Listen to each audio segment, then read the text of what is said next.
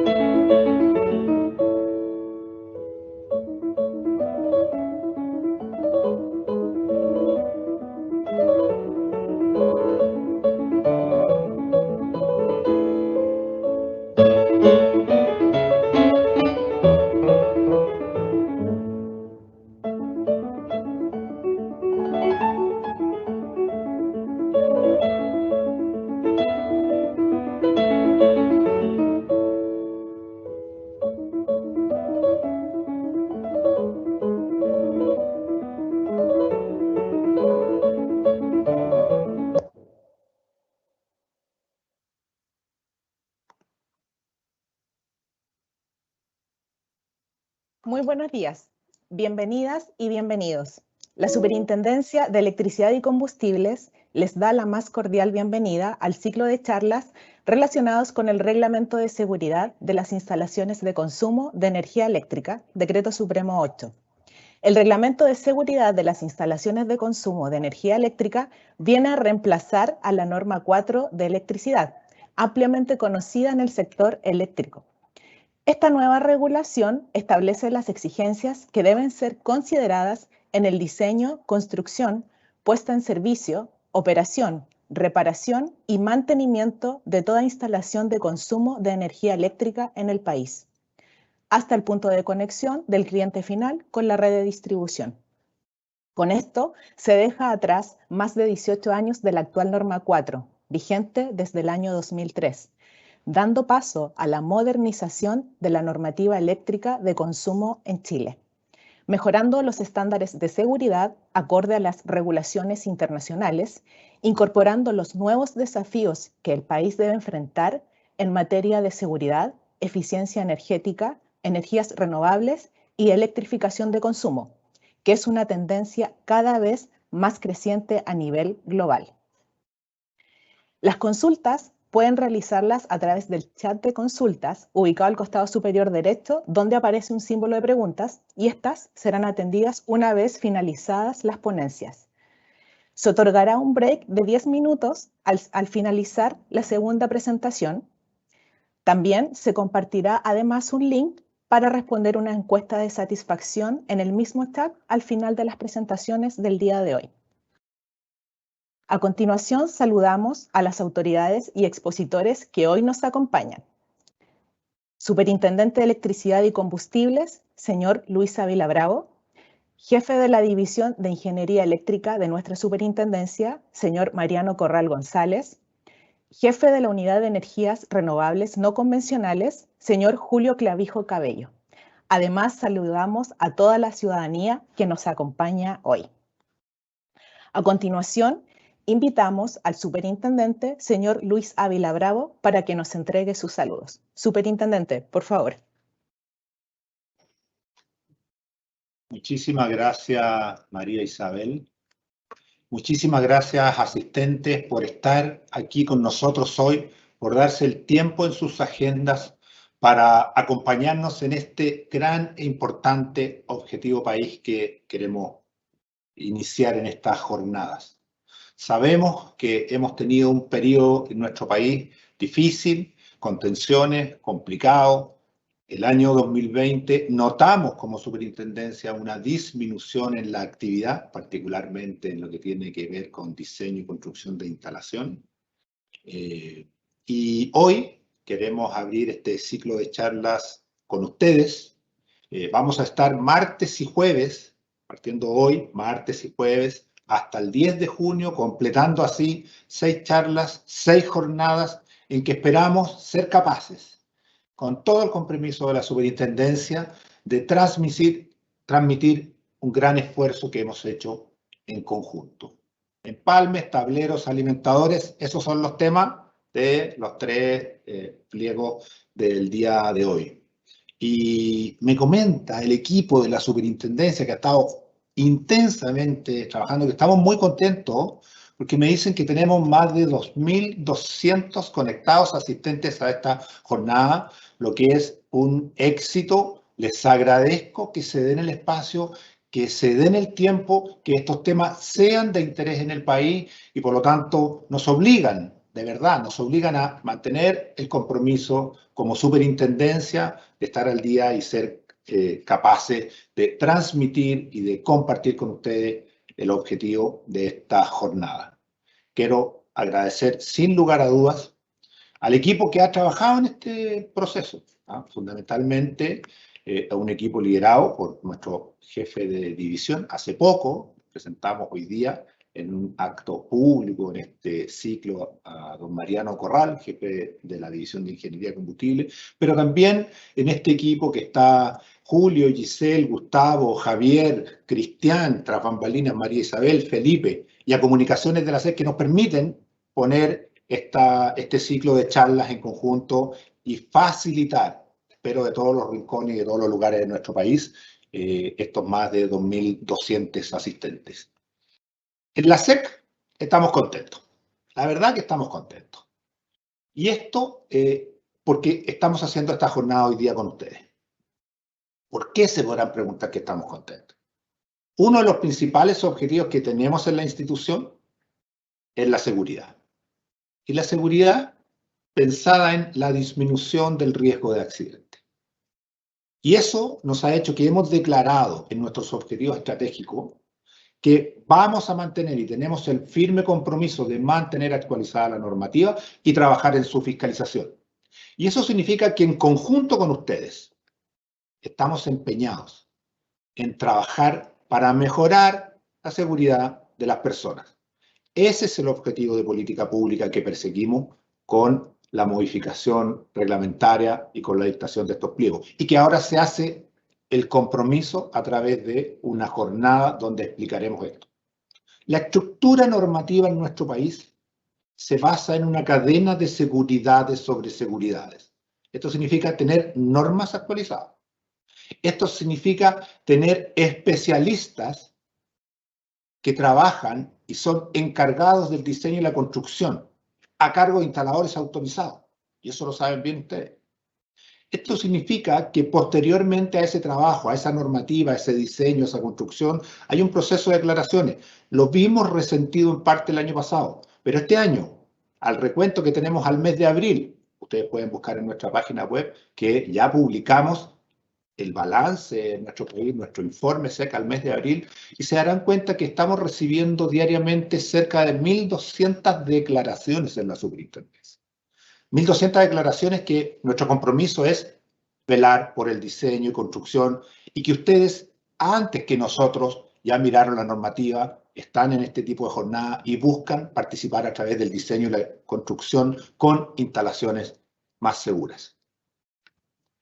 El presente reglamento, entonces, y sus pliegos nos permite avanzar hacia un modelo de verificación de conformidad que es prácticamente uno de los principales nuevos temas que incorpora este reglamento y que permitirá a la SEC, entonces, diseñar y construir un modelo que permita verificar la conformidad a través de certificaciones y del ciclo de vida de las instalaciones. No pensemos por ello que este fruto de seguridades sobre seguridades va a dar como resultado un éxito total y que los riesgos se van a ir a cero. Requiere un trabajo conjunto, pero lo que sí podemos estar seguros, que el compromiso de ustedes, quienes participan directamente, y el de la superintendencia, va a producir mejores resultados. Sin más, los quiero dejar invitados a que participen activamente en esta jornada, que nos hagan llegar sus contactos para que podamos posteriormente enviarles las presentaciones que serán objeto de los presentadores y las presentadoras que estarán hoy, y les deseo que tengan una muy buena jornada con nosotros. Un saludo, un abrazo.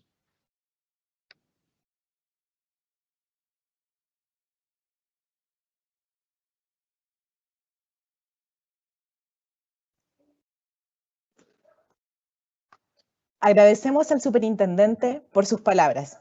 Muchas gracias, don Luis. A continuación, invitamos al jefe de División de Ingeniería Eléctrica, señor Mariano Corral González, para que comience su exposición del Decreto Supremo 8, que aprueba el Reglamento de Seguridad de las Instalaciones de Consumo de Energía Eléctrica. Mariano, adelante, por favor.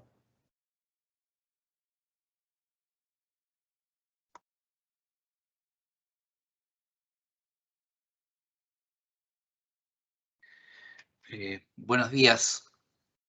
Primero, para nosotros es un agrado poder estar presentando este reglamento que nos costó mucho, de alguna manera, sacarlo a la luz pública. Fueron muchos años de trabajo y que, como bien dijo nuestro superintendente, de alguna manera viene a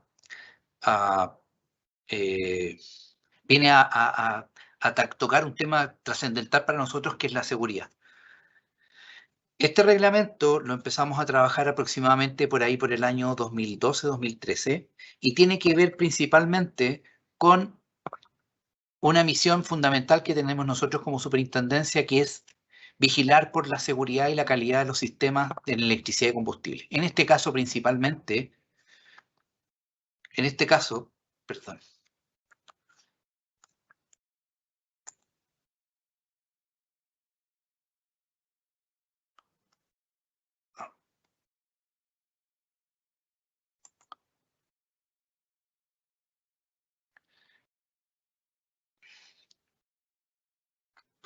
Aliento.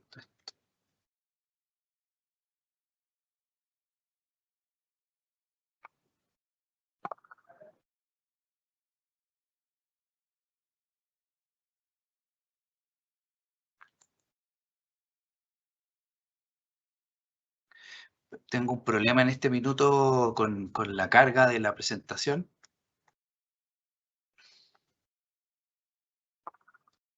Bien, ahora sí. Les decía que este reglamento de alguna manera viene a resolver lo que tenemos nosotros principalmente con nuestra misión, que es la seguridad de las instalaciones en ese sentido. Fue un trabajo que empezamos a desarrollar por ahí por el año 2011, 2012, donde cuando nosotros propusimos los objetivos estratégicos de la superintendencia, que principalmente son 4, aumentar la seguridad de las instalaciones. Y ahí es donde uno empezaba a decir, bueno, para aumentar la seguridad de las instalaciones tenemos 2 caminos: aumentar la fiscalización y mejorar nuestros estándares. Nuestros estándares en este minuto es actualmente la actual norma 4. Dentro de otros objetivos estratégicos son disminuir las horas de interrupciones de los usuarios finales, de los ciudadanos, aumentar la confiabilidad del usuario en los procesos de facturación y velar por una adecuada calidad de suministro. Pero cuando uno dice, bueno, pero ¿por qué queremos mejorar estos estándares? ¿Simplemente porque creemos o tenemos una percepción de que esto es así? En realidad no es solamente una percepción. Tenemos varios estudios que de alguna manera reflejan de que de alguna manera en Chile teníamos algunos problemas. Tenemos algunos problemas que se han ido resolviendo con el tiempo. De alguna manera nosotros tenemos un estudio que nos dice que las personas que fallecen, que fallecen en el ambiente laboral, o sea, por su trabajo, la exposición a la corriente eléctrica es la tercera causa después de exposición a fuerzas mecánicas y caída, dejando fuera totalmente los accidentes de transporte, porque eso lejos es la primera causa de muerte en Chile. Entonces ya hay algo que nos empieza a decir la exposición a la corriente eléctrica en el ambiente laboral es un problema y que tenemos que de alguna manera resolver. Por otro lado, el mismo estudio nos empieza a decir que de todas las personas que fallecen en Chile por accidentes eléctricos, el 34% es de origen laboral y el resto es en la vía pública o en el hogar.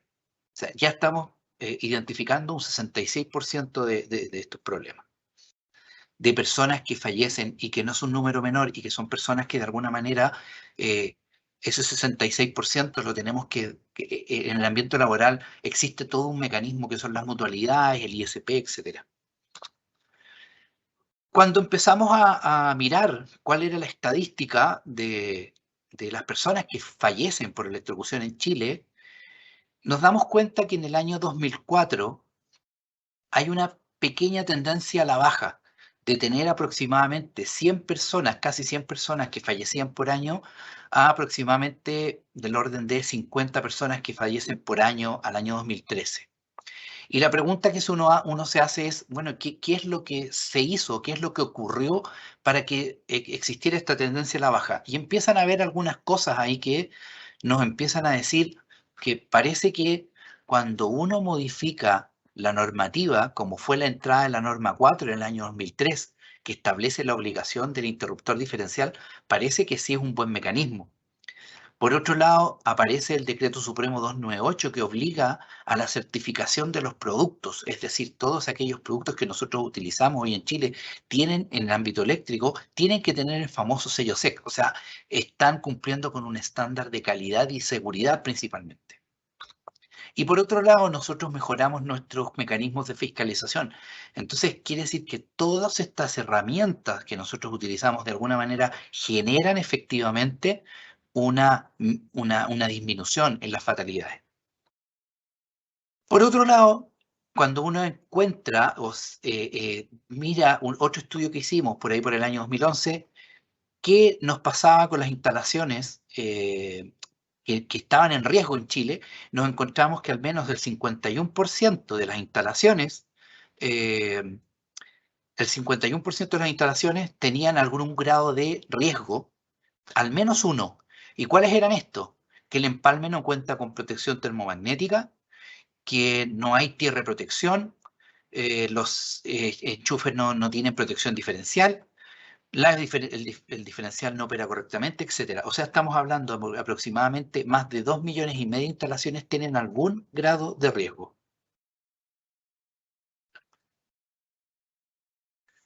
A modo de introducción, comentarles un poco cómo se estructura la normativa de seguridad en los distintos segmentos en Chile.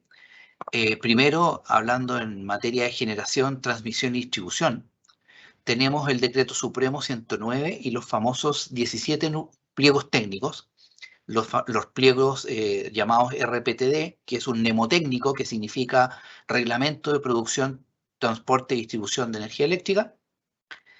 Y por otro lado, todo lo que tiene que ver materia con instalaciones eléctricas en sí, dejando fuera las normas NSEC 12 y 14, porque tiene que ver con empalmes, van a ser reemplazadas, y digo reemplazadas porque esto es a futuro, a través del Decreto Supremo número 8 por los famosos 19 pliegos técnicos RIC, que RIC es un mnemotécnico que viene del Reglamento de Instalaciones de Consumo. ¿A quiénes afecta este reglamento? A las industrias, comercios, residenciales, educacionales, asistenciales, etc. Todas aquellas instalaciones que consuman energía eléctrica. ¿Cómo empezamos a trabajar en este reglamento? En este reglamento convocamos a muchos actores de la industria. Y cuando digo muchos actores del ámbito de gremios, academia, colegios de instaladores, y de alguna manera, aquí quiero hacer especial mención a, por ejemplo, el Comité Chileno de la IEC y al Colegio Instalador Electricista, que nos ayudaron fuertemente en esta gestión. Cuando los convocamos, les hicimos de alguna manera a ellos que teníamos que primero hacer un diagnóstico. ¿Cuál era el diagnóstico que ellos hacían y junto con nosotros de la actual norma 4 para ver dónde enfocábamos nuestros recursos en este proceso de actualización normativa? Y cuando hicimos este diagnóstico, nos propusimos ciertos objetivos. Primero, es que tenía que cumplir con ciertos estándares de seguridad. Tiene que estar basado en experiencias internacionales, tiene que utilizar normas internacionales, tiene que enfrentar los nuevos desafíos, y ahí en ese sentido la actual norma 4 no contempla energías renovables, eficiencia energética, generación distribuida, electromovilidad. Tiene que ser un reglamento dinámico, es decir, no tenemos que esperar estos 18 años para nuevamente hacer una actualización del reglamento, sino que se tiene que adecuar rápidamente a nuevas tecnologías y a nuevos cambios, a la innovación tecnológica. Tiene que incorporar las mejores prácticas de la industria, tanto nacional como internacional, y tiene que ser un texto único. Ustedes lo deben saber muy bien, hoy día la norma 4 trabaja en conjunto con la NSH2 y la NSH10 y de alguna manera ellas son extemporáneas, unas son del año 2000, las otras son del año 84. Entonces esa extemporaneidad produce algunos problemas de contexto. El reglamento en sí es un documento que es muy pequeñito, que básicamente establece los derechos y obligaciones, pero tiene la particularidad de que cita a los famosos pliegos técnicos. O sea, ahí está el core, digamos, del asunto en la parte técnica. Pero el reglamento es una cuestión súper importante porque establece derechos y obligaciones. El reglamento fue publicado en el Diario Oficial el día 5 de marzo del año 2020. Perdón, el 5 de marzo del año 2020. Y este reglamento nos dice que, que básicamente lo que estamos haciendo nosotros aquí, estamos perfeccionando las normas, como bien dice ahí, perfeccionando las normas técnicas que estaban establecidas en el Decreto Supremo 115. Que me imagino que nadie conoce el Decreto Supremo 115. El Decreto Supremo 115 es el que él publicó la norma 4. ¿Ya? Eso es. O sea, ¿qué hicimos con este reglamento? Básicamente es modificar, reemplazar al Decreto Supremo 115, que es la norma 4. Luego, en el 12 de enero de este año, nosotros publicamos la resolución exenta 33877, que de alguna manera dicta los pliegos técnicos normativos, como que estaban establecidos en el artículo 10 en el artículo 12, perdón, en el artículo 10 del Decreto Supremo 8. Y como bien dice la resolución exenta, estos pliegos podrán ser modificados periódicamente en concordancia con los progresos que ocurren en estas materias. Es decir, ya nosotros estamos dando cabida a que no tenemos que esperar los 18 años para hacer la modificación que necesitemos porque hay innovaciones tecnológicas, hay nuevas prácticas, etc. ¿Qué es lo que dice este reglamento? El reglamento en el artículo 1 establece el alcance, ya a qué aplica. Dice que establece las exigencias mínimas. Eso es súper importante. Cualquiera persona que quiera establecer estándares superiores a este reglamento lo puede hacer. Lo que no puede hacer es poner estándares por debajo de este reglamento. Las exigencias mínimas que tiene que cumplir toda instalación de consumo de energía eléctrica, para cualquier instalación de consumo, como bien dice ahí, ¿ya? El reglamento es un reglamento base que establece responsabilidades, derechos, obligaciones, etc. Y que pone en conjunción los pliegos técnicos normativos.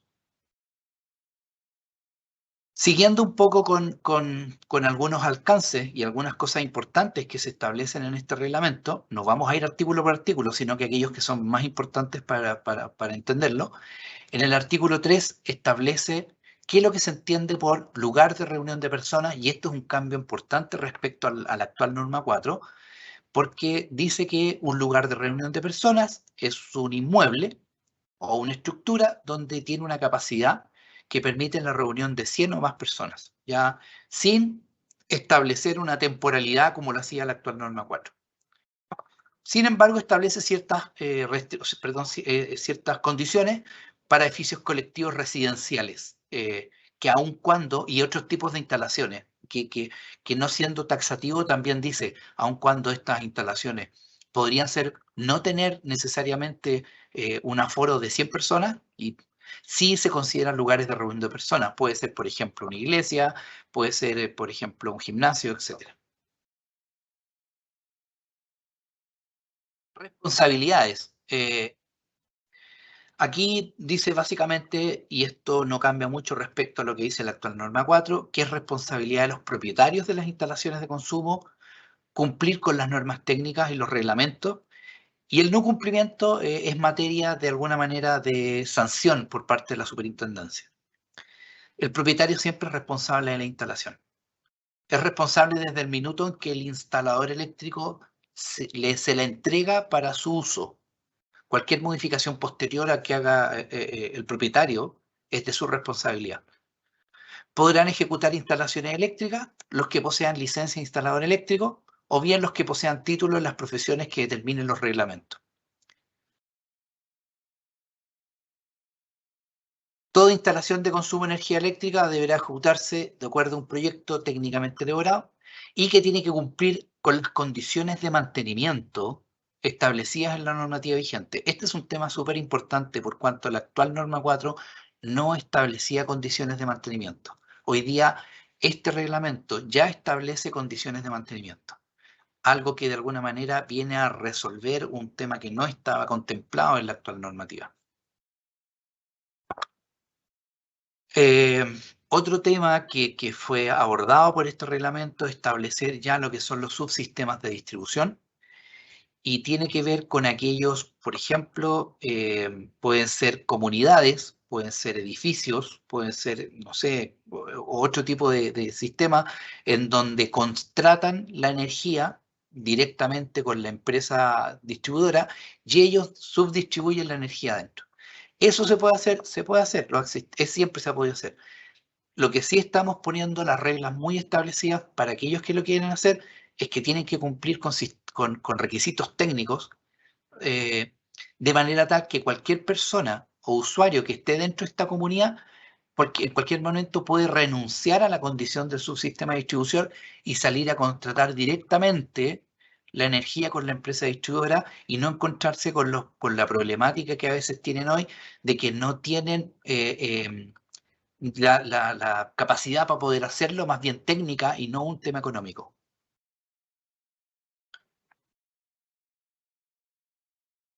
Y este es el tema fundamental del reglamento, y es que establece los pliegos de normas técnicas.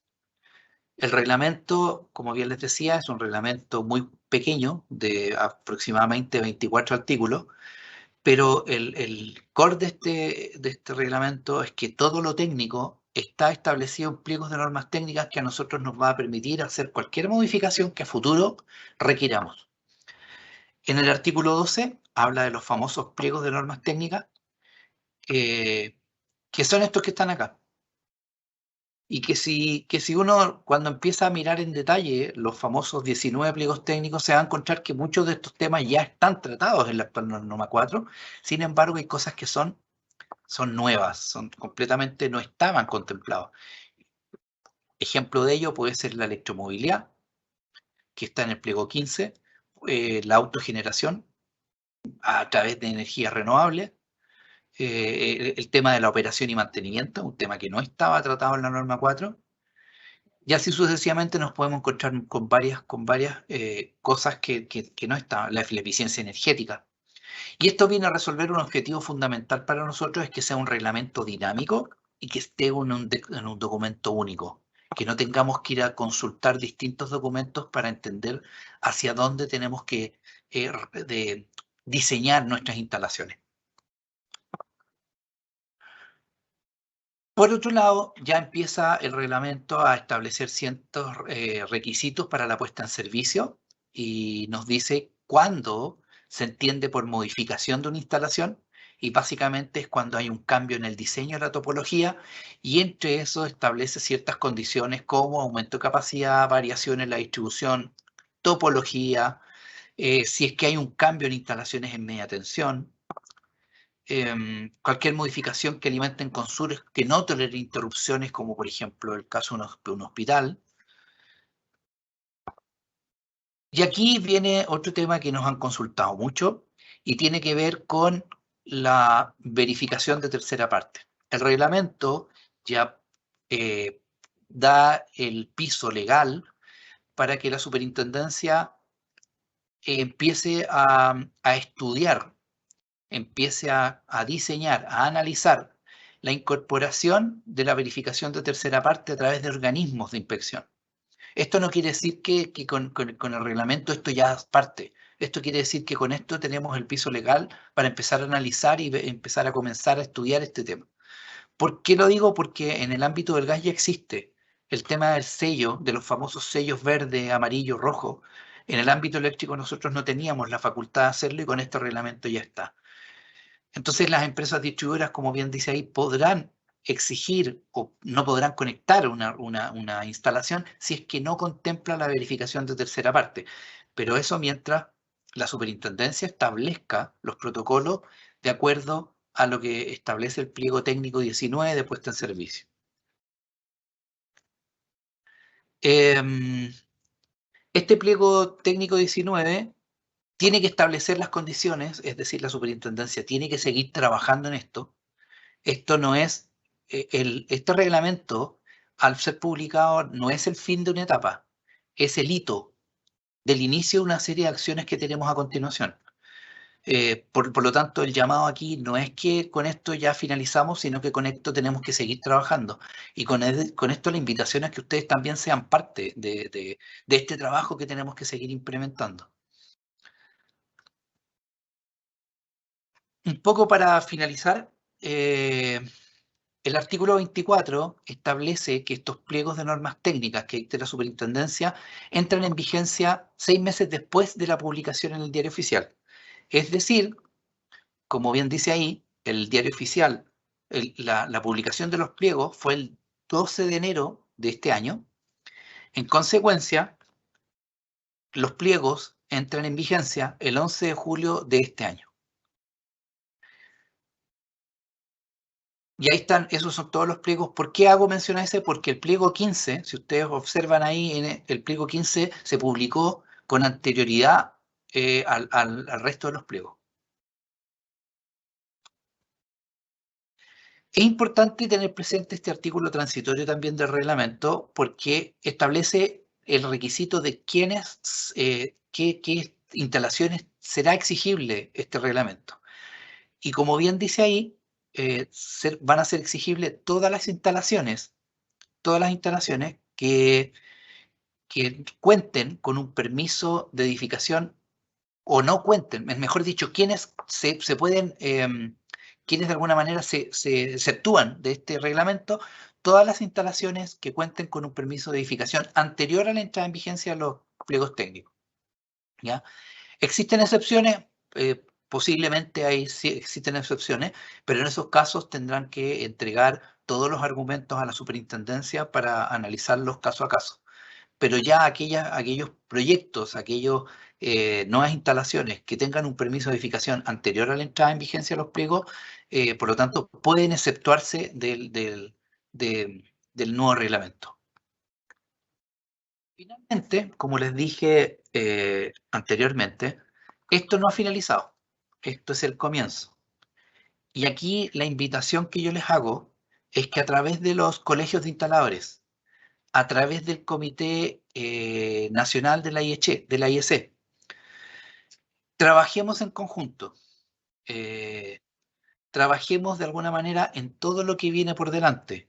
La superintendencia tiene un largo camino para implementar la verificación de tercera parte. Y por lo tanto, creo yo que son ustedes, los instaladores, los profesionales que trabajan en este rubro, quienes son los llamados a aportar todo su conocimiento, todo su know-how, para que podamos seguir trabajando en este sentido y podamos de alguna manera trabajar en pos de la seguridad de las personas. Ese es básicamente nuestro objetivo. Y de alguna manera tenemos que trabajar en conjunto y creo yo que son este tipo de organizaciones las que nos llevan a que trabajemos de una forma organizada.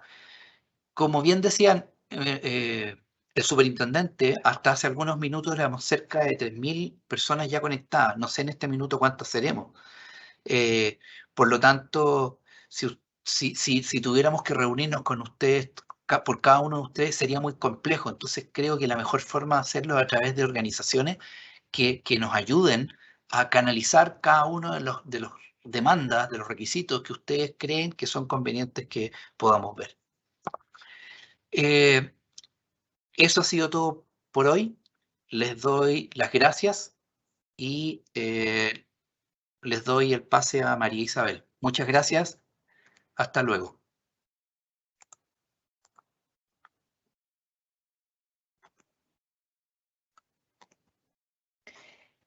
Agradecemos al jefe DIE, Mariano Corral, por su presentación. A continuación, invitamos al jefe de la Unidad de Energías Renovables No Convencionales, señor Julio Clavijo Cabello, para que comience con su exposición del pliego técnico normativo RIC 1 de Empalmes. Julio, por favor, adelante.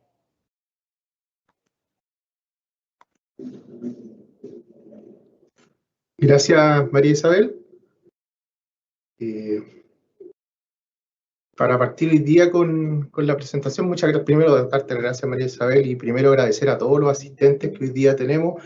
En este momento tenemos más de 3.500 personas conectadas.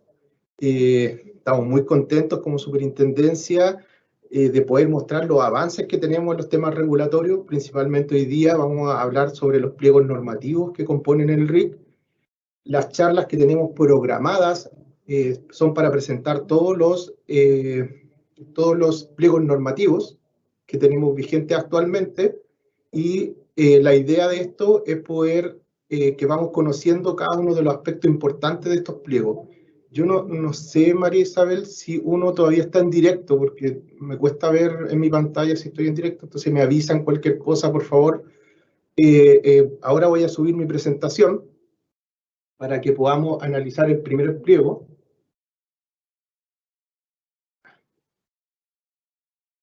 Pero, ¿qué es?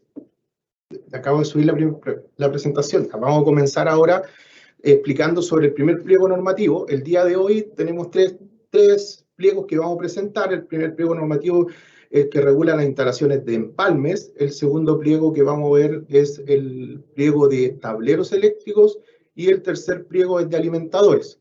Lo importante de destacar es que cómo está conformado este reglamento. Este reglamento está diseñado primero por 9 pliegos técnicos que son generales. Del 1 al 9 ustedes se van a dar cuenta que son pliegos generales que aplican a todas las instalaciones, y del pliego 10 en adelante son pliegos específicos. Por ejemplo, si ustedes quieren realizar una instalación de una vivienda, se van al pliego 10, que es de instalaciones generales, y ahí van a poder aplicar netamente lo que corresponde a instalaciones generales. El pliego 11, instalaciones especiales, y así esos pliegos están enfocados netamente en instalaciones. Pero los primeros son los generales. Entendiendo esto, ahora vamos a comenzar con el primer pliego de empalmes. Se cayó la presentación. Voy a volver a subirla. Se subió. Vamos a comenzar con el pliego de empalmes.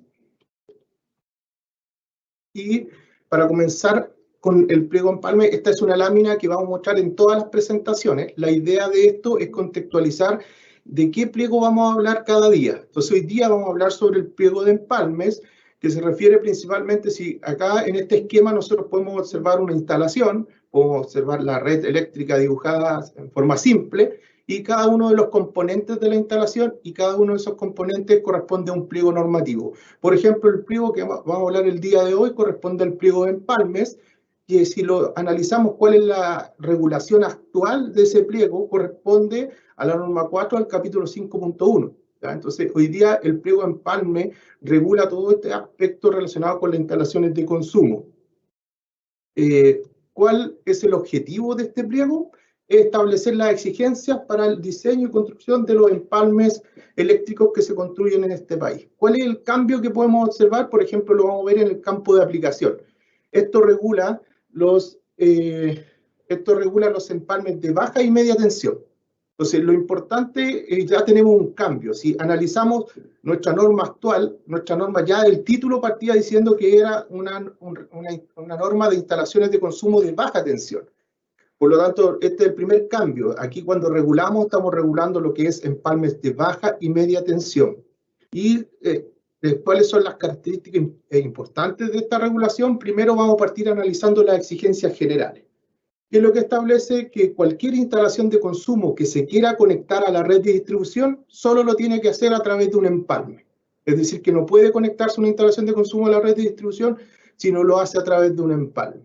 Las características de este empalme tienen que estar reguladas por las normas. Si se acuerdan, cuando Mariano mostró cuáles eran los cuerpos normativos que regulaban las instalaciones de consumo, dentro de todos los cuerpos normativos habían 2 normas que no cubría este reglamento, que eran las normas específicas constructivas de los empalmes, ¿ya? Este pliego no regula la forma constructiva del empalme, es decir, por ejemplo, no regula el poste de madera que tengo que instalar, o el poste que tengo que instalar, o por ejemplo, que la cometida tiene que subir, el pierrat tiene que tener una amarra, un tirante. Esas cosas no las regula este reglamento, pero sí regula las condiciones generales que deben cumplir los empalmes. ¿Ya? Entonces dice, ¿qué es lo que pasa? Cuando yo no tengo normas constructivas, se puede aplicar los estándares constructivos de cada una de las empresas distribuidoras. Esto sucede actualmente. Actualmente esas normas constructivas son muy antiguas y no reflejan, por ejemplo, las condiciones técnicas de los empalmes en distintas zonas del país. Hay que entender que un empalme en el sur del país, como un empalme en el desierto, no tiene las mismas condiciones, o los que están en zona costera tampoco tienen las mismas condiciones. Por lo tanto, hoy día muchas empresas tienen estándares constructivos para que los instaladores puedan construir esos empalmes. Pero ¿cuál era la falencia que existía con respecto a esto? Es que muchas veces esos estándares constructivos no eran conocidos por los instaladores y era difícil acceder a esas normas. Yo me acuerdo que en la época habían normas de Silectra que algunos buscaban y eran estándar, pero ¿qué problema tenían los instaladores? Que construían un empalme en una empresa distribuidora, después iban a construir el empalme en otra empresa distribuidora y esa empresa distribuidora lo rechazaba porque tenía estándares diferentes. Entonces, ¿qué dice la norma? Le dice, miren, el empalme va a tener su norma constructiva. En el caso que la norma no cubra esto, la empresa distribuidora puede utilizar su propio estándar, sí, pero bajo ciertas condiciones. ¿Cuáles condiciones? Es que ese estándar tiene que ser de libre acceso para los usuarios, tiene que estar disponible en las páginas web y oficinas comerciales de cada una de las empresas distribuidoras, y ese estándar puede ser objetado por la distribuidora. En el caso que existan diferencias, por ejemplo, entre un instalador o la persona y la empresa distribuidora, decir que el estándar le está exigiendo una condición que no es técnica y que no es de seguridad, la superintendencia puede objetar eso y puede instruir que ese estándar sea modificado por la empresa distribuidora.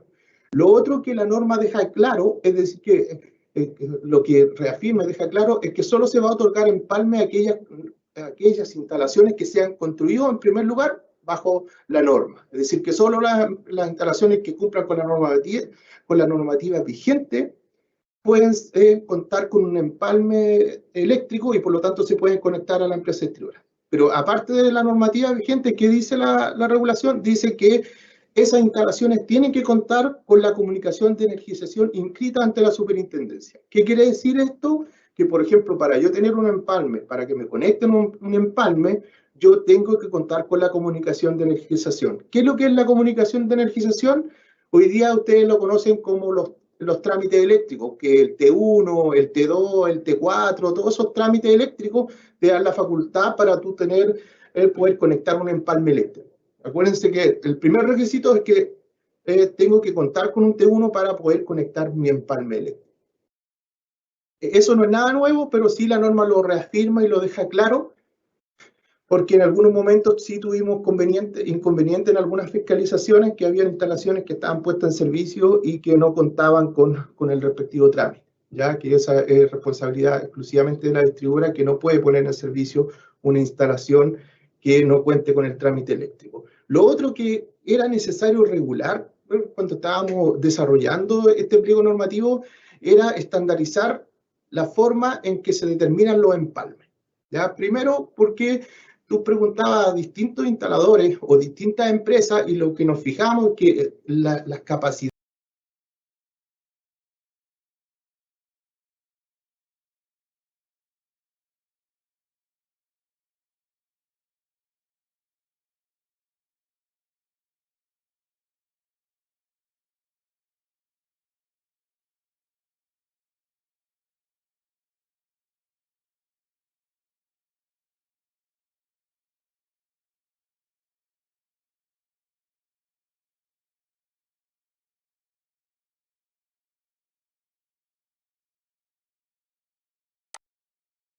puntero, por ejemplo, tengo un T1 donde mi potencia es 1,5 kilowatts de potencia. Entonces, ¿qué me dice la norma? Ya, mi potencia instalada es 1,5 y yo estoy en la mitad, tengo que usar un valor normalizado.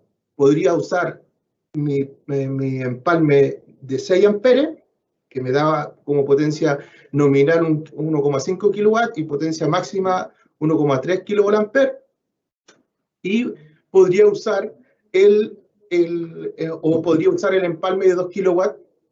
¿Qué me dice la norma? Aquí la norma es clara en decir que yo puedo ocupar la potencia instalada y lo debo ajustar, pero dice claramente que solo lo puedo ajustar, que lo puedo ajustar a valores iguales o inferior a la potencia instalada, nunca superior.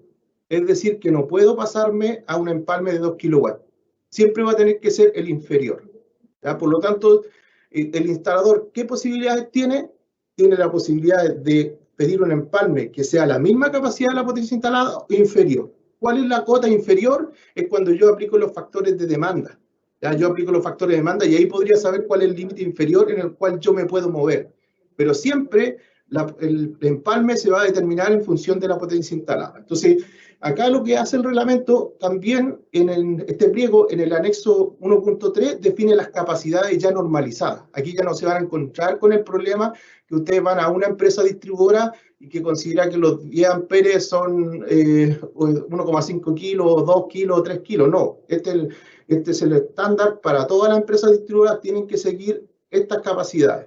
¿Ya? Esto tanto para empalmes monofásico y trifásico. El tema de las tarifas acá es referencial nomás, lo que importa es la potencia y el interruptor automático que te tienen que asociar. Esto es un cambio importante, dado las diferencias que veíamos entre las distintas empresas distribuidoras, era necesario estandarizar este tema para que todos los instaladores lo supieran, lo tuvieran claro, que independiente de la empresa distribuidora donde fuera, esa iba a ser la potencia que iba a tener su empalme. ¿Ya? Esto, analizando también las exigencias generales, la normativa establece ciertas condiciones para que la distribuidora pueda denegar la conexión de un empalme. ¿Ya? Aquí lo que hace la regulación es decir, empresa distribuidora, usted tiene 3 posibilidades de denegar la conexión de un empalme. ¿Cuáles son esas posibilidades? Por ejemplo, cuando va la empresa distribuidora, va a conectar el empalme, imagínense que, vamos a dar un ejemplo, un empalme en media tensión, la empresa va, levanta los fusibles del transformador y opera las protecciones fusibles. Entonces la empresa distribuidora, al momento de operar las protecciones, ella puede denegar la conexión pidiendo al instalador que revise su instalación interior y que modifique lo que está generando la falla. ¿Ya? Otra posibilidad que establece la norma de denegación de la conexión es cuando el empalme está mal ubicado o su construcción no cumple con la normativa vigente. Porque aquí son 2 aspectos. El tema constructivo, vamos a ver que este reglamento sí establece condiciones para los equipos que forman parte del empalme, para ciertos equipos estratégicos. Por lo tanto, si no cumple con esa normativa, por ejemplo, el medidor no cumple con la normativa, la empresa distribuidora lo puede rechazar. ¿Ya? Y con respecto a la ubicación, es un tema súper importante para nosotros. En los años que llevamos de fiscalización, varias veces nos pasó, les cuento un caso que nos pasó empezamos a ver reclamos excesivos en una zona de usuarios que no tenían lectura de los medidores. Y todos eran usuarios nuevos. Así que fuimos a fiscalizar a terreno porque la distribuidora no podía tomar la lectura. ¿Cuál se daba el caso? Que en ese conjunto habitacional el arquitecto consideraba que el medidor era feo. Por lo tanto, no se podía ubicar en la fachada de la propiedad, sino se tenía que ubicar en el costado.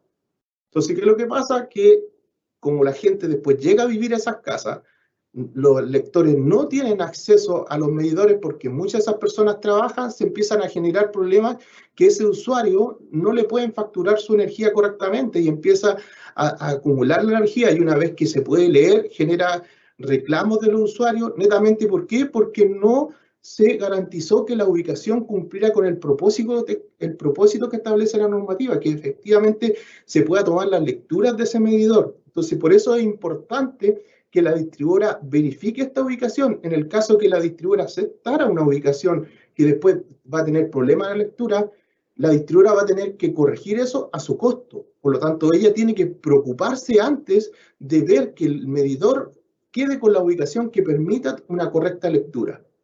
¿Y cuál es la tercera causa por la cual le pueden denegar la conexión de un empalme? Es que al momento de que la distribuidora vaya a conectar una instalación, se dé cuenta que no existe la instalación eléctrica. ¿Ya? Para nosotros ese es un tema relevante. ¿Por qué? Porque el modelo que existe hoy día en Chile, o el modelo que está implementado, es un modelo que se denomina un modelo de confianza, podríamos decirlo en palabras simples. ¿Por qué? Porque la superintendencia otorga una licencia a un profesional, a un ingeniero, a un técnico, en el cual ese técnico está autorizado por la SEC. ¿Y está autorizado a qué? Está autorizado a ejecutar las instalaciones, a inspeccionar y a declarar la instalación. Pero el momento de declarar una instalación, el instalador, ¿qué está diciendo a la SEC? Está diciendo: yo, Julio Clavijo, ingeniero eléctrico, declaro que esta instalación cumple con toda la normativa y hice todas las pruebas que garanticen la seguridad. Eso es lo que está haciendo el instalador cuando declara una instalación a la SEC. Por lo tanto, en ese momento de declarar una instalación, que la SEC va a fiscalizar y se encuentra que no existe instalación, es una falta grave porque está entregando información falsa.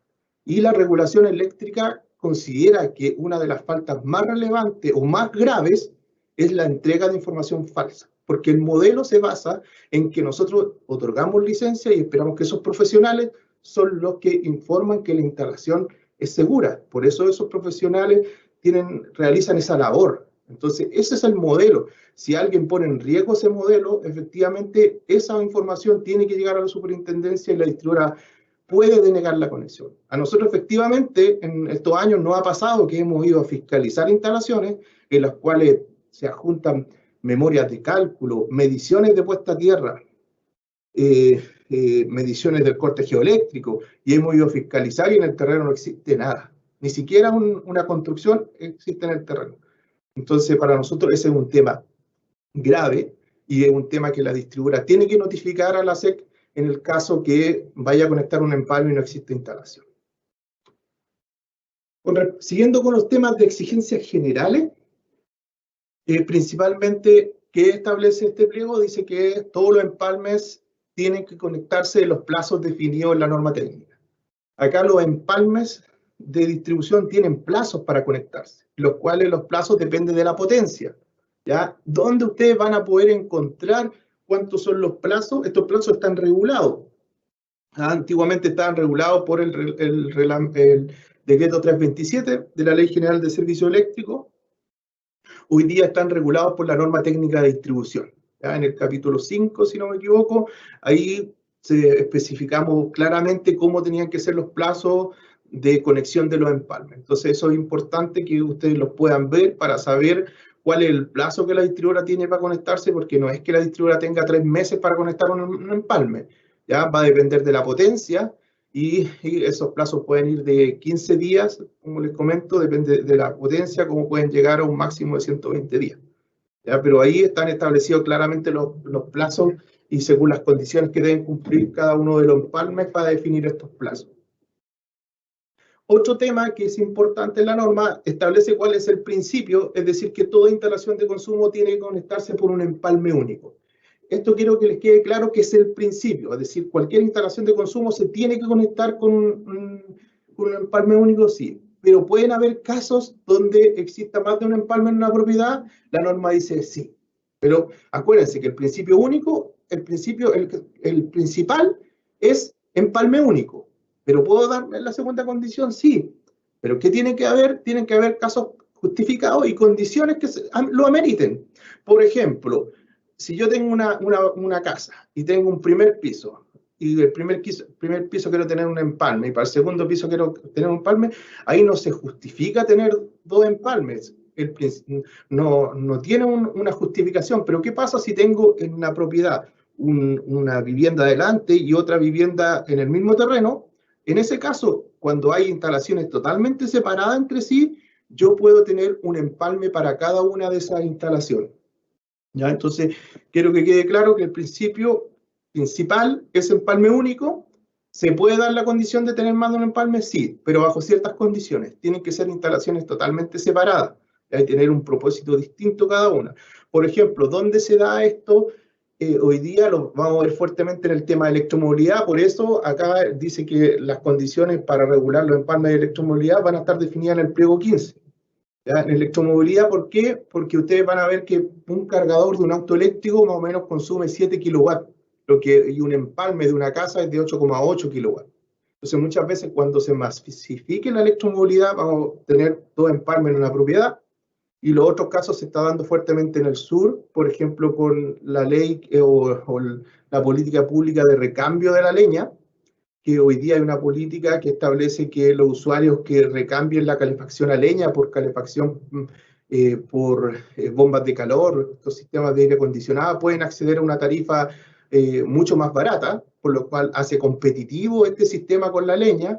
En esas partes del sur donde existe mucha contaminación, donde existe esa posibilidad, para eso tienen que tener mediciones separadas. Y ahí sí se justifica que en la propiedad yo voy a tener 2 empalmes, ¿ya? Pero tienen que ser instalaciones completamente separadas. Julio, disculpa, 10 minutos para la ponencia, por favor. Ya. Gracias. Voy a apurarme. Gracias, María Isabel. Con respecto a las exigencias sobre los equipos y materiales que conforman los empalmes, aquí principalmente está enfocado en las cajas de empalme. Dicen que las cajas de empalme, por ejemplo, al ser no metálicas, tienen que tener una protección contra los rayos UV. Principalmente aquí se nos daba que una empresa distribuidora empezó a probar cajas plásticas no metálicas, y que pasó que con el sol se empezó a quemar la mica y después no se podían tomar la lectura. ¿Ya? Entonces, otro aspecto que define es que todos los equipos de medida que conformen estos empalmes tienen que cumplir con lo definido en la norma técnica, principalmente con el sistema de medición, monitoreo y control que define la norma técnica de distribución. Otro aspecto importante que regula son las celdas de medición. Y aquí quiero detenerme un poco, porque he visto que existe confusión con respecto a cuando citamos normas internacionales, porque algunos creen que, oye, yo voy a tener que leer esta norma, voy a tener que saberme esta norma, principalmente si se dan cuenta, acá la exigencia es sobre el producto. Aquí la norma dice que todas las celdas de medición que formen parte de los empalmes tienen que cumplir, ya sea con esa ISE o con esa IEEE. Entonces yo como instalador, ¿qué es lo que yo debo preocuparme? Es cuando voy a comprar una celda, pedirle al fabricante o al proveedor que me entregue un certificado o que me entregue una ficha técnica donde me demuestre que esa celda fue construida en base a esa norma. Porque esa norma define todos los ensayos de seguridad, que, por ejemplo, todas las celdas que sean compradas del mercado europeo, principalmente internacional, van a tener estas normas. Las que vengan del mercado europeo, o sea, del mercado americano, van a estar con las certificaciones IEEE. Entonces, ¿qué es lo que se tiene que preocupar el instalador? De exigir que la fabricación de la celda, que al que le va a comprar la celda, le demuestre que su producto cumple con estas normas, ya sea la norma IEC o IEEE. Entonces, más que el instalador saberse en detalle la norma, él tiene que saber exigir al proveedor que cumple con esta norma. Con respecto a la ubicación de los empalmes, la ubicación de los empalmes se mantiene en las mismas condiciones de la norma actual. ¿Ya? ¿Se acuerdan del semicírculo de 15 metros? Si yo estoy dentro del semicírculo, puedo colocar mi medidor en la fachada de mi propiedad. Aquí lo que se trata de especificar claramente que la ubicación debe garantizar que sea con vista frontal desde la vía pública. Es decir, que si yo ubico mi medidor acá, no va a ser como el arquitecto que lo ubicó en este lado porque no le gustaba el medidor, sino principalmente yo tengo que poder pararme acá en la fachada de la propiedad y poder ver el medidor, ya principalmente para garantizar que se pueda tomar lectura. Con respecto a las zonas rurales, establece que en las zonas rurales donde sea difícil, por ejemplo, cumplir con esos 15 metros, se puede llegar a colocar a distancias ya sea mayores a esto, siempre y cuando exista un acuerdo entre la empresa distribuidora y el propietario. ¿Qué es lo que pasaba? Que había empresas distribuidoras donde tenían empalmes en media tensión y muchas veces la misma empresa distribuidora con el usuario aceptaban que el empalme estuviera al interior de la propiedad, no sé, a 50 metros y no en estos 15 metros. ¿Ya? Por lo tanto, la norma establece que sí, se pueden dar esas condiciones, principalmente en temas rurales. Ya con respecto a telemedida, también establece que al existir telemedida ya no tengo el problema de la lectura. Por lo tanto, se puede ubicar en distintos lugares el medidor. Ahí podría correr lo que decía el arquitecto y lo quiero ubicar a este costado porque no me gusta el equipo de medida y porque tiene una medida a distancia, pero sin embargo siempre tiene que preocuparse de que sea fácilmente accesible. ¿Por qué? Porque la distribuidora tiene que hacer mantenimiento, ella es la responsable de hacer el mantenimiento de los empalmes, por lo tanto tiene que tener la facilidad de tener fácil acceso. ¿Ya? Eso es un principio que se tiene que cumplir, aunque se llegue a un acuerdo de colocar el medidor en diferentes lugares. Con respecto a la regulación de los tipos de empalme en edificios de oficina, de departamento, mall, galerías comerciales, multitiendas, se puede utilizar las siguientes figuras, los siguientes tipos de empalme, que son los mismos que se mantienen en la norma actual, que son los empalmes concentrados, distribuidos o mixtos. ¿Ya? Lo que vemos acá en la figura, vemos lo que es el empalme concentrado. Si se acuerdan, son los empalmes que se ubican en un solo recinto, y yo desde ese recinto saco los alimentadores para cada uno de los tableros de cada una de las instalaciones. ¿Ya? Tenemos el distribuido, en los cuales en cada piso yo tengo los empalmes para cada uno de esos pisos. Y el mixto, que es una mezcla entre los dos, que voy concentrando concentración de empalme cada ciertos pisos.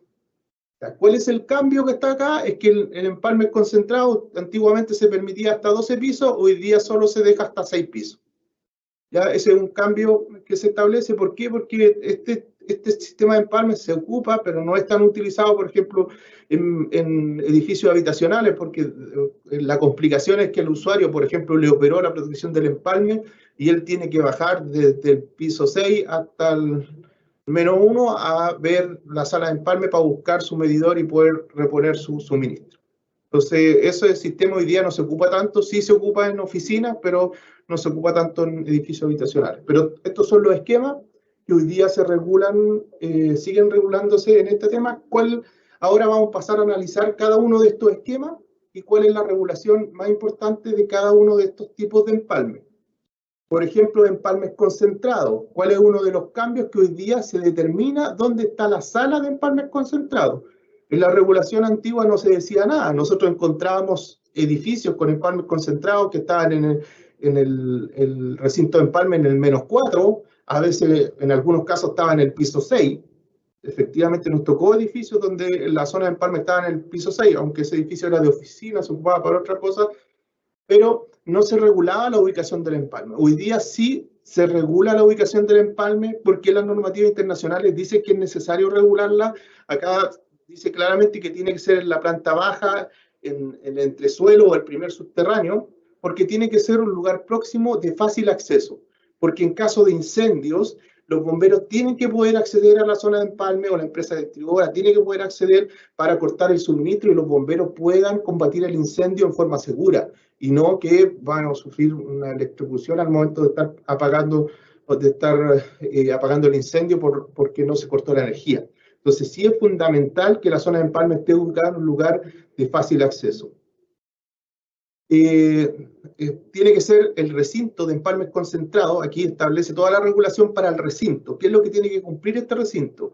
Primero, tiene que tener un único propósito. No puede servir para alojar otros servicios tales como caldera, medidores de agua, gas, máquinas de ascensor, o tampoco puede utilizarse como bodega o almacén de basura. ¿Ya? Tiene que ser un único propósito, que es el tema de los empalmes eléctricos. Tiene que estar construido con paredes no combustibles y estar separado de otros locales que tengan riesgo de incendio o que tengan atmósfera explosiva. Entonces, establece claramente las condiciones de que esto tiene que estar separado de esos lugares. Otro aspecto importante, que voy a explicar lo que está acá en la figura, que sigue regulando las mismas distancias que ustedes conocen y que se mantienen en la norma actual, que las cajas de empalme, por ejemplo, tienen que ubicarse a una altura mínima de 80 centímetros, tienen que ubicarse a una altura que no supere los 2,10 metros, y principalmente, ¿cuáles son los aspectos importantes acá que se regulan? Por ejemplo, se considera la distancia de separación de 20 centímetros, que esta distancia no existía antes entre cada uno de los equipos, y establece la regulación del recinto. Por ejemplo, ¿qué establece? Desde el empalme hacia el frente tiene que haber una distancia disponible de 1,10 metros, tiene que existir un desagüe en el caso que se produzca una rotura, por ejemplo, de una matriz de agua o de los ductos de agua de los pisos superiores y empieza a caer agua en este recinto, tiene que existir un desagüe para evitar que esto se inunde, tiene que existir una ventilación, una iluminación adecuada en el recinto tiene que ser construido con paredes resistentes al fuego y tiene que existir una luz de emergencia. Porque ¿qué pasaba? En las zonas de empalme muchas veces se producía una falla en todo el edificio, tú llegabas a la zona donde tenías que dar la energía y ni siquiera había una luz de emergencia. Entonces ahora hay exigencia que en estas zonas tiene que existir una luz de emergencia. Ya me voy a apurar porque parece que estoy muy atrasado. Lo otro que exige el reglamento, exige que tiene que existir una área, primero establece cómo se dimensiona la zona de empalme. En la figura anterior decía que la pared tiene que tener de atrás tiene que tener una distancia mínima de 1,50 metros. Pero ¿cómo se dimensiona? Dice que yo debo determinar cada una de estas cajitas de empalme para cada una de las instalaciones que voy a tener. ¿Qué es lo que no puedo hacer? Por ejemplo, yo no puedo decir, mira, sabes que acá tengo 8 empalmes y voy a colocar una caja de empalmes concentrados. Por lo tanto, yo voy a calcular que mi espacio disponible solo son estos 2 equipos de medida, porque en ese empalme concentrado yo puedo abastecer todo lo que yo quiero. Eso no se puede hacer, ¿ya? Se puede ocupar empalmes concentrados, pero no se puede ocupar las cajas de los empalmes concentrados para dimensionar el recinto. Ojo, que es diferente que yo pueda ocupar empalmes concentrados. Yo cuando voy a dimensionar el recinto lo tengo que hacer con cajas individuales. ¿Ya? Estas cajas individuales son para cada uno de los recintos y lo importante acá, ¿por qué se hace así? Porque si yo tengo una caja de empalmes concentrados, el día de mañana, cuando, por ejemplo, se habilite la ley de distribución que permite, por ejemplo, que los usuarios puedan entrar los comercializadores y yo pueda ir a negociar con los comercializadores o los comercializadores me ofrezcan tarifas mucho más convenientes de las que yo tenga, en esos casos yo voy a necesitar medidores que cumplan con el anexo técnico, medidores inteligentes que tengan ciertas funciones. Entonces, muchas veces el compacto, o sea, el concentrador no va a cumplir con esos requisitos y yo voy a estar obligado a colocar un medidor al lado. Pero si yo no dimensioné este recinto para que cada uno de los usuarios tuviera la posibilidad de tener un equipo de medida individual, el usuario no va a poder acceder a esos beneficios que van a traer estas nuevas tarifas. Por lo tanto, es importante que este espacio sea dimensionado de esta forma. También se establece un volumen disponible del 15% de los equipos que están acá para futuras ampliaciones. ¿Por qué? Porque vemos que la tendencia global es cada vez más a energizar los consumos. Como les comentaba, el tema de la calefacción. Hoy día podrías tú tener sistemas de calefacción con tu medidor aparte, con una tarifa específica para eso, y vas a necesitar los espacios para eso. O, por ejemplo, que cambiaron tus consumos y vas a tener que necesitar aumento de capacidad y muchas veces a lo mejor vas a tener que instalar un nuevo equipo, una caja más grande, porque se instalan, por ejemplo, los medidores inteligentes y tienen otras dimensiones. Por eso se deja un volumen disponible en estas salas. ¿Ya? Esto no existía cómo se regulaba, cómo se dimensionaba. Esto es nuevo en esta regulación y lo contiene. Con respecto a los empalmes distribuidos, el tema de la altura sigue siendo la misma, de los 80 centímetros y 2 metros, los 20 centímetros del lin de las paredes, eso se mantiene igual. El dimensionamiento, por ejemplo, de estos recintos que están acá, que son gabinetes o recintos, va a ser dimensionado de la misma forma, considerando las cajas individuales y no los empalmes concentrados. También tiene que dejar un espacio disponible del 15%, pero acá, ¿cuál es la diferencia? Es que los empalmes distribuidos te dice, usted puede dejar su espacio disponible, lo puede dejar acá o lo puede dejar acá abajo. ¿Ya? Esa es la alternativa del diseñador. Con otro aspecto importante es que regula que el tema de la alimentación, dice que la alimentación de los empalmes que están acá tienen que hacerse a través de, este otro aspecto importante que regula son las verticales. ¿Ya? Anteriormente vimos lo que era empalmes concentrados, distribuidos, y ahora viene una regulación específica sobre las verticales, ¿ya? Sobre estas verticales.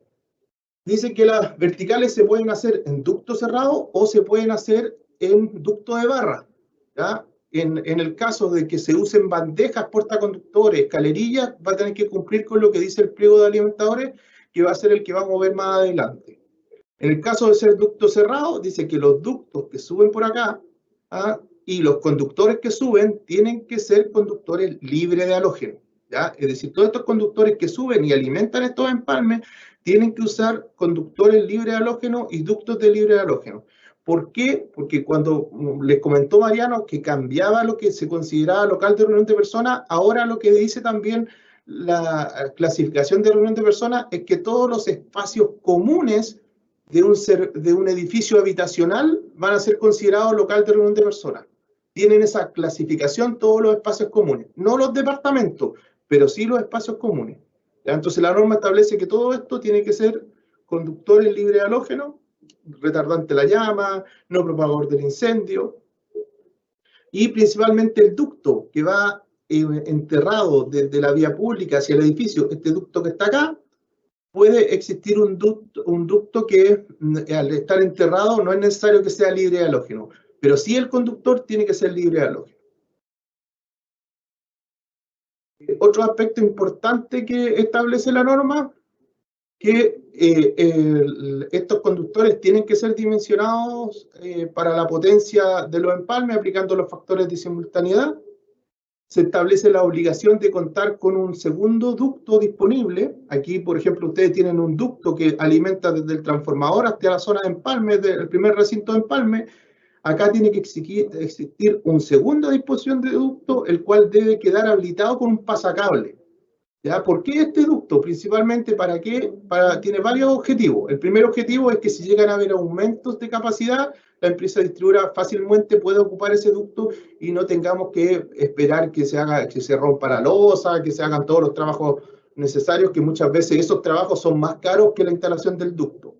¿Ya? Y lo otro que sirve también, por ejemplo, para futuras ampliaciones, y también sirve cuando el ducto principal sufre daño. ¿Qué pasa? Que hubo un caso donde el ducto principal sufrió un daño y el edificio permaneció alrededor de 2 o 3 semanas sin energía, porque en colocar el ducto, romper la losa y todo lo que tenían que hacer es un trabajo mucho más largo. En cambio, si existe un segundo ducto, ese ducto sirve para esos casos de emergencia, de tirar esa alimentación mientras se repara el ducto principal, y así no dejamos a todos los habitantes de un edificio sin energía por varios días. ¿Ya? Y ese no tiene mayor costo porque es un ducto que está instalado desde el momento 1. Ya, lo otro establece es que todas estas acometidas que están acá, tiene que existir una protección principal que proteja todas estas acometidas. ¿Ya? Tiene que existir esa protección a la entrada del edificio, tiene que estar esa protección para proteger estos alimentadores. No pueden quedar sin estar protegidos. Se establece también que todos los conductos o chaps verticales tienen que ser resistentes al fuego. En RF 120, ¿qué significa? Que tiene que tener una resistencia al fuego de 120 minutos. Voy a tratar de apurarme porque estoy bien atrasado. Sobre la vertical también se establece que tiene que haber un volumen disponible para futuras ampliaciones. ¿Ya? Otro tema importante, cuando se pasa entre piso y piso sobre la vertical, tiene que existir sellos de cortafuego. ¿Ya? Estos sellos que se utilizan de esta forma, es decir, cuando yo subo por la vertical, como la vertical, el conducto, el chap vertical, tiene que tener una resistencia al fuego de 120. Cuando yo salgo de ese conducto hacia los pisos, para distribuir en el mismo piso, o cuando paso de piso a piso, lo que tiene que construirse es instalarse sellos para evitar que el fuego se propague. En el caso que exista fuego en una parte, no se puede propagar por estos lugares. Por lo tanto, tienen que tener el sello de cortafuego para evitar la propagación del fuego, y tienen que ser de 120 minutos. Acuérdense que el RF es resistencia al fuego y el número es cuánto resiste en tiempo, 120 minutos. Estas verticales pueden ser ejecutadas por un instalador, sí, podrían ser ejecutadas por un instalador, pero tienen que ser por un proyecto que sea aprobado por la distribuidora, y la distribuidora tiene que supervisar ese proyecto. Principalmente, ¿por qué? Porque la distribuidora es la responsable del mantenimiento de los empalmes. ¿Ya? Entonces, ella tiene que verificar. ¿Se puede hacer por terceros? Sí, se podría hacer. Otro aspecto importante que regulan en términos generales, este es un caso para los empalmes en viviendas sociales. ¿Qué dicen los empalmes de viviendas sociales? Que la alimentación desde la vivienda o desde el departamento hasta el recinto de empalme tiene que llegar directamente al interior del equipo de medida. No tiene que quedar en unas cajas. Si ustedes, los que han hecho de este tipo de empalmes, se van a dar cuenta que acá arriba está lleno de cajas, ¿ya? Y cada una de las cajas es la alimentación del departamento, y desde esa caja se alimenta cada uno de los empalmes. Entonces, ¿qué es lo que pasa? ¿Qué es lo que se trata de evitar acá? Por ejemplo, en varias fiscalizaciones que nos tocó ver en temas de casas sociales, había ciertos vecinos que tenían cortado el suministro, y ¿qué es lo que hacían? Hacían puentes en estas cajas para conectarse a las cajas que sí tenían energía, y terminaban robando energía a los mismos usuarios. ¿Ya? Y los usuarios de repente no tenían ninguna condición de poder defenderse ante la situación que estaba. Iba a la empresa, iba a fiscalizar también la SEC, se hacía la desconexión, pero no íbamos y volvían a hacer la conexión. Entonces, para evitar estos problemas, se establece que la alimentación que viene de la vivienda tiene que llegar directo a esta caja, o sea, directo al interior del medidor, para evitar que se hagan hurtos en esta zona. ¿Ya? Lo otro aspecto que, por ejemplo, para algunos ha sonado polémico ha sido el tema de que se exige que esto aplica para cualquier tipo de empalme, principalmente está enfocado en empalmes de viviendas, que se establece que el ducto que va entre el empalme y el primer tablero tiene que ser dimensionado para ampliar el conductor en un 100%. ¿Ya? Y se establece que ese ducto no puede ser inferior a 32 milímetros, el ducto que va entre el medidor y el primer tablero. ¿Qué nos pasaba en estos casos? Por ejemplo, íbamos a instalaciones donde se instaló un empalme, por ejemplo, un empalme de 10 amperes o de 15 amperes, y la alimentación que se hizo desde el empalme hacia el primer tablero pasaba por una pared donde había el ducto estaba preembutido en la pared. ¿Y qué es lo que pasaba? Que en ese empalme, por ejemplo, como era de 15 amperes, se instaló un conductor de 2,5. Y se eligió un ducto para el conductor de 2,5. Ese usuario cambió sus consumos y ahora necesitaba un empalme de 40 amperes. Por lo tanto, el conductor de 2,5 no le servía y tenía que pasar a un conductor 8 AWG, por ejemplo. Y pasaba de 2,5 a 8,37 milímetros. Por lo tanto, la capacidad no daba de poder cambiar simplemente el ducto, porque tu tubería no era capaz de alojar este nuevo conductor. Entonces, ¿qué es lo que pasaba? El usuario se encontraba con un problema. Oye, tengo que cambiar la capacidad, pero no puedo cambiar el ducto. Entonces, ¿qué es lo que se dice la norma? Dice, mire, si usted tiene un empalme y tiene un alimentador, que por ejemplo el alimentador es de 4 milímetros, usted considere que va a instalar un alimentador del doble, es decir, de 8 milímetros. Y ahora elija el ducto que tenga capacidad para 8 milímetros. Ese ducto tiene que instalar. Pero no es que tenga que instalar el conductor de 8 milímetros, va a tener que instalar el conductor que corresponde, el de 4. Pero ese ducto va a permitir realizar este cambio que le acabo de comentar. ¿Ya? Voy a avanzar, ya me queda poquito.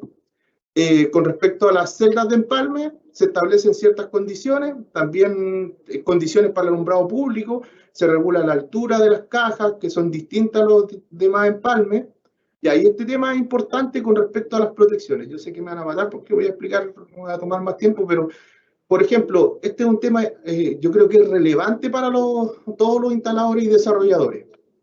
¿Ya? Con respecto al tema de cuando uno solicita un empalme, tiene que solicitar que el empalme, la curva de la protección de operación, de las protecciones o el limitador, tiene que ser la curva más lenta de operación. La distribuidora no puede colocar un empalme, por ejemplo, con curva C. Esto es importante para las distribuidoras que lo tengan presente, que la mayoría de los empalmes que se construyen en Chile se construye con un automático tipo C, que impide que el instalador pueda hacer una correcta selectividad de protecciones. ¿Por qué? Porque tú al dejar la curva C, solo le dejas al instalador que puede ocupar la curva rápida. Si él ocupa la misma C, corre el riesgo de que opere primero el empalme antes que la instalación. Por eso es importante que la protección de los empalmes en baja tensión siempre va a tener que ser la curva más lenta. No puede ser una curva C ni B, tiene que ser una curva D, o la curva más lenta que exista en el mercado, tienen que tener los empalmes. ¿Ya? Este es un cambio importante que va a permitir que los instaladores puedan hacer selectividad de sus protecciones. ¿El instalador podría solicitar una curva distinta? Sí, lo puede hacer, pero tiene que presentar un estudio a la distribuidora diciendo, mira, este es mi estudio de coordinaciones y yo no necesito la más lenta, necesito tal protección. ¿Ya? Y él podría solicitar, pero tiene que haber un respaldo. Si no hay ese respaldo, la distribuidora tiene que colocar la curva más lenta. Con respecto a las protecciones, tienen que soportar el nivel de cortocircuito, que tiene que ser 1,2 veces el cortocircuito en el punto. ¿Cómo ustedes pueden saber el nivel de cortocircuito? Van a la norma técnica de distribución, que habla que todas las factibilidades técnicas, la distribuidora tiene que entregar el valor de cortocircuito. Pero hay la obligación es a todas las mayores a 10 kilos, y las menores a 10 kilos, el instalador lo tiene que solicitar. Ya, por lo tanto, si ustedes tienen una instalación menor a 10 kilos, lo pueden solicitar. La norma dice claramente que esa información es sin costo para el usuario. ¿Ya? Vean la norma de distribución en el capítulo 5 y la pueden descargar directamente de la CNE. Con respecto a los empalmes media tensión, se establece que todos los empalmes que sean superiores a 500 kW de potencia tienen que tener un interruptor de poder o reconectador, que tiene que tener estas funciones de sobrecorriente de fase, sobre corriente residual y sobre tensiones, ¿ya? Y quien establece el usuario debe pedirle a la empresa distribuidora cuál es la configuración que se deben este tipo de protecciones. El instalador debe solicitar, la empresa debe simular esto. El instalador podría solicitar una condición diferente, sí, en el caso de que su instalación se vea en riesgo. Ahí podría solicitar una configuración distinta, pero el que determina los parámetros de configuración de esta protección es la distribuidora. Con eso termino con el pliego empalme. María Isabel, te dejo a ti, muchas gracias. Sé que me pasé bastante, así que les pido perdón.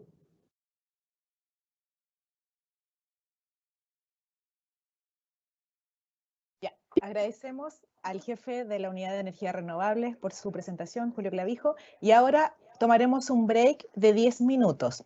Quedará un video informativo de la superintendencia mientras dure estos 10 minutos de break. Nos vemos.